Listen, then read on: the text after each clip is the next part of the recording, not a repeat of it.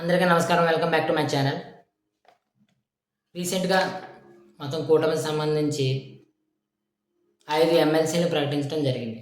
దీంట్లో వైసీపీకి అవకాశం లేదు. ఎందుకంటే ఒక్కొక్క ఎమ్మెల్సీని గెలిపించుకోవాలంటే 24 మంది ఎమ్మెల్యేల యొక్క మద్దతు ఉండాలి. సో, వైసీపీకి 11 మంది ఉన్నారు కాబట్టి వైసీపీ ఎక్కడ లేదనే చెప్పొచ్చు. ఇవన్నీ ఏకగ్రీవాలని కూడా చెప్పొచ్చు. అయితేని ఇక్కడ మళ్ళీ చంద్రబాబు నాయుడు గారు పిఠాపురం వర్మ గారికి మొండి చేయి చూపించడం జరిగింది. ఒకసారి ఈ 5 ఎమ్మెల్సీలు కనుక చూసుకుంటే జనసేన తరఫున నాగబాబు గారికి ఇవ్వడం జరిగింది. అది ఎంత నాటకీయ పరిణామంతో వార్తా కథనాలతో రావడం జరిగిందో చూసాము. ఇంకా 2 సోము వీర్రాజు గారికి ఇవ్వడం జరిగింది బీజేపీ. ఇది ఒక ట్విస్ట్ అని చెప్పాలి. అలాగే 3 గ్రీష్మ గారికి ఇవ్వడం జరిగింది. పీటర్ నాయుడు గారికి ఇవ్వడం జరిగింది. బీదా గారికి ఇవ్వడం జరిగింది. ఇది మొత్తం మీద 5గురికి సంబంధించిన ఏంటంటారు ఎమ్మెల్సీ యొక్క లిస్ట్. ఇక్కడ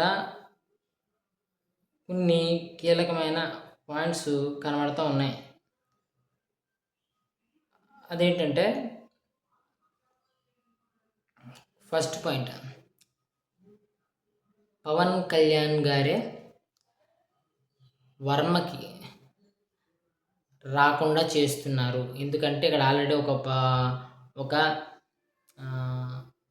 పవర్, జనసేన అనే పవర్ ఉంది. ఆల్టర్నేటివ్ పవర్ ఉంటే డామినేషన్ అవి ఇబ్బందులు అవుతాయని.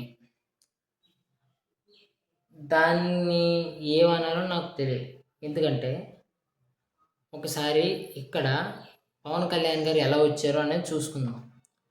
2019లో ఇక్కడ జనసేన పోటీ చేసినప్పుడు శేషకుమారి గారికి 34,000 ఓట్లు రావటం జరిగింది. అలాగే జనసేన ఇక్కడ 2024 ముందు సర్వే చేయించుకుంది. అంటే మరి 170 నియోజకవర్గాల్లో జనసేన ఎక్కడ స్ట్రాంగ్గా ఉందో తెలుసుకున్న తర్వాతే కదా సీట్లు అడగాలి. అలాగే పిఠాపురంలో కూడా తీసుకుంటే అక్కడ జనసేన అభ్యర్థిని నిలబెడితే డెఫినెట్గా విన్ అయిపోతారు అని వచ్చిన సర్వే.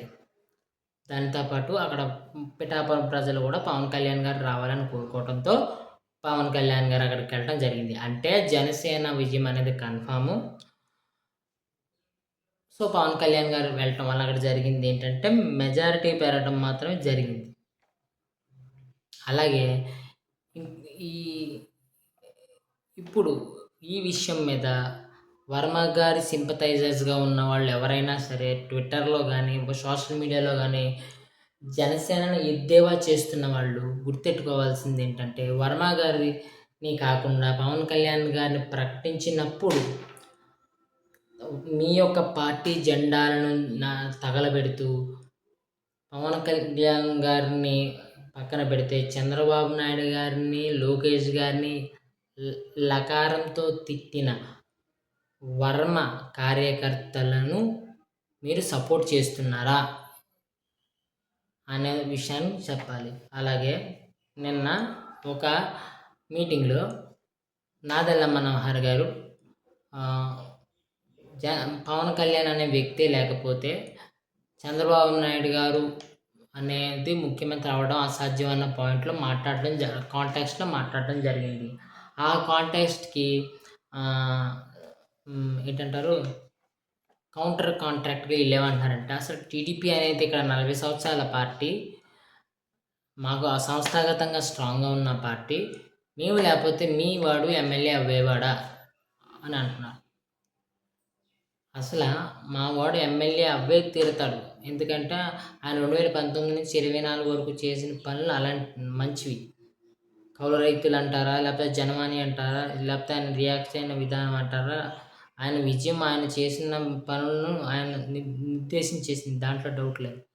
కానీ 2024లో ముందు మీ చంద్రబాబు నాయుడు గారిని అరెస్ట్ చేసినప్పుడు పవన్ కళ్యాణ్ గారు రియాక్ట్ అయిన విధానము, లేకపోతే పొత్తు ప్రకటించిన విధానము, బీజేపీని తీసుకొచ్చి టీడీపీతో కలిపి ప్లాన్ చేసిన విధానం లేకపోతే ఈరోజు జగనే ప్రభుత్వంలో ఉండేవాడు. ఎందుకంటే ఆయనకి 39% ఓటు వచ్చింది.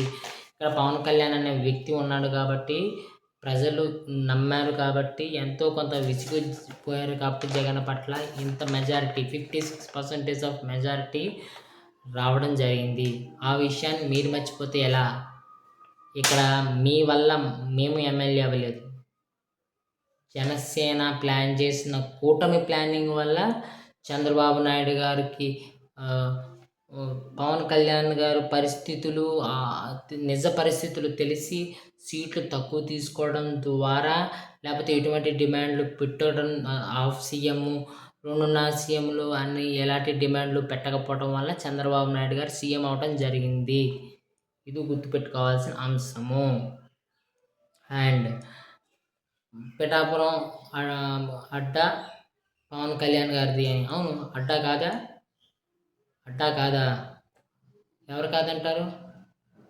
ఇప్పుడు చంద్రబాబు నాయుడు కుప్పంలో పోటీ చేశాడు. ఆయన 2019లో నగ్గారు. అయితే ఎమ్మెల్సీ వైసీపీ నగ్గింది. ఇప్పుడు 2024లో ఆయన ఓడిపోయాడా? పులివెందుల్లోని వైఎస్ జగన్మోహన్ రెడ్డి పోటీ చేశాడు. అక్కడ బీటెక్ రవి గారు ఉన్నారు. ఆయన పర్సంటేజ్ పెరిగింది కానీ నగ్గగలిగారా? పులివెందుల్లో ఓడించగలిగారా? మంగళగిరిలోని one of the face of Janasena ఆయన కూడా బాగా పనిచేస్తారు అక్కడ మంగళగిరిలోని. కానీ త్యాగం చేసి మన లోకేష్ గారికి ఇచ్చారు. అదే లోకేష్ గారు కంచుకోటై కూర్చుంది. లోకేష్ గారిని ఓడించగలరా? ఈవెన్ జనసేన వాళ్ళు కూడా కాదంటాను. పార్టీ అధ్యక్షులుగా ఉన్న వారికి డెఫినెట్గా అది కంచుకోటలుగా తయారవుతాయి. అక్కడ వ్యూహాలు అలాగే ఉంటాయి.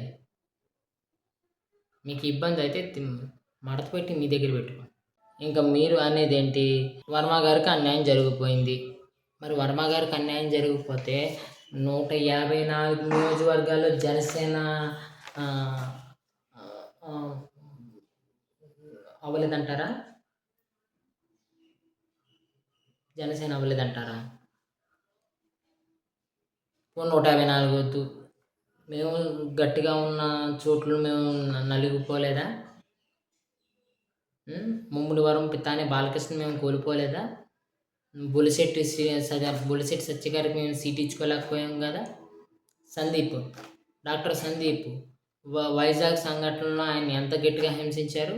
ఆయనకి మేము ఇక్కడ గంటా శ్రీనివాస్ గారు వచ్చి పోటీ చేయడం వల్ల ఈయనకి టికెట్ ఇవ్వలేకపోయాం కదా?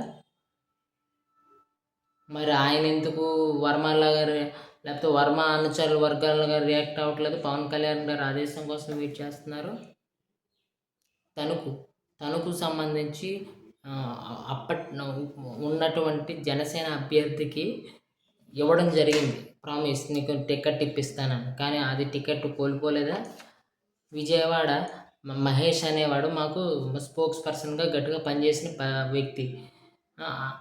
ఇప్పుడు టికెట్ రాలేదు అన్న అంశంతో తన కుళ్ళు బుద్ధి బయట పెట్టుకుని వైసీపీలో దూరి ఇప్పుడు పవన్ కళ్యాణ్ నేను తిట్టించుకోలేదు అంటే, మేము ప్రజలకు పరిచయం చేసిన ఒక మహేష్ అనే వ్యక్తి మా మీదే ఇప్పుడు తిరిగి దెబ్బ వేయించుకోవట్లేదంటారా? దీనికి సమాధానాలు ఏం చెప్తారు? అండ్ కొన్ని ప్రచారాలు కూడా ఉన్నాయి. అప్పటి తంగళ్ళ ఉదయ్ శ్రీను ఎంపీ గారికి వ్యతిరేకంగా వర్మ పనిచేశాడు అని ఒక పాయింట్ కూడా సోషల్ మీడియాలో జరుగుతున్న ప్రచారం. అంతేకాదు ఈ జనసేన కార్యకర్తల కానీ పిఠాపురంలోని పొసగకుండా జరుగుతున్న విషయంలో కూడా వర్మ గారి హ్యాండ్ ఉందని జరుగుతుంది. డామినేషన్ హ్యాండింగ్ జరుగుతుందన్న విషయం ఒకటి జరుగుతూ ఉంది. అసలు వర్మ గారి సంగతి తీసుకుంటే 3 సార్లు పోటీ చేస్తే ఒకసారిగా ఇండిపెండెంట్గా నగ్గాడు, 2 సార్లు ఓడిపోయాడు ఆయన. పిఠాపురంలో ఏమాత్రం ఆయనకి మీరు ఉందనుకుంటున్నారో ఆయన ఒక సొంత కార్యకర్తలు తయారు చేసుకున్నాడు. అదే ఆయన బలం. ఆయనకి ఎటువంటి బలము లేదు.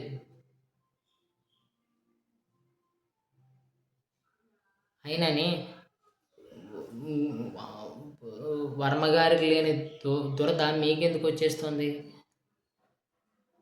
2027లో దాదాపుగా 25 ఎమ్మెల్సీలు జరుగుతాయి.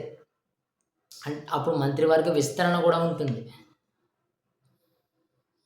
ఉన్నప్పుడు అవకాశం ఇస్తారేమో. ఇప్పుడు మంత్రులు ర్యాంకింగ్స్ ఇస్తున్నారు. ఆ ర్యాంకింగ్స్లో ఎవరినో ఒకరు లేపేసి అక్కడ ఇస్తున్నారేమో.